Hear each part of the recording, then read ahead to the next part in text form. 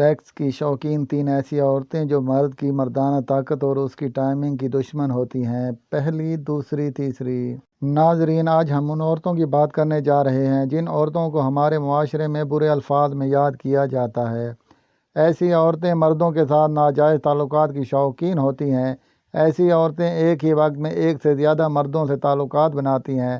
ان میں سے کچھ ایسی عورتیں بھی ہوتی ہیں جو تھوڑے سے پیسوں کے عوض دوسرے مردوں کے بستر گرم کرتی ہیں، مگر یہاں پر ان عورتوں کا ذکر نہ کرنا بھی زیادتی ہوگی جو اپنے شوہروں کے ساتھ وفادار ہوتی ہیں اور پاک دامن ہوتی ہیں۔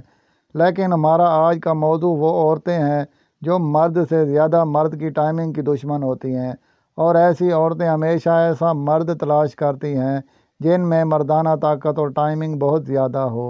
نمبر 1، زیادہ دیر تک ہم بستری کی شوقین عورتیں۔ یہ وہ عورتیں ہوتی ہیں جو مرد کی مردانہ طاقت اور ٹائمنگ کی دشمن ہوتی ہیں۔ ایسی عورتیں زیادہ دیر تک مرد کے ساتھ ہم بستری کرتی ہیں۔ اس کے مرد کی ٹائمنگ تو بڑھ جاتی ہے، لیکن اس کے ساتھ عورت کی شرمگاہ کا سائز بھی زیادہ دیر تک ہم بستری کرنے سے بڑا ہو جاتا ہے۔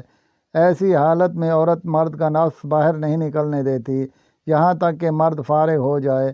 ایسی حالت میں عورت کا تو فائدہ ہوتا ہے، لیکن مرد کا نفس زیادہ دیر تک ہم بستری کرنے سے کمزور ہو جاتا ہے، اور پھر ایسی عورت سے بار بار ہم بستری کرنے سے مرد کا نفس ناکارہ ہو جاتا ہے۔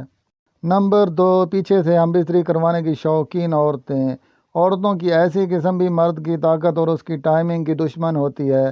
اس روئے زمین پر ہزاروں لاکھوں ایسی عورتیں ہیں جو آگے سے کم اور پیچھے سے ہم بستری کروانے کی زیادہ شوقین ہوتی ہیں۔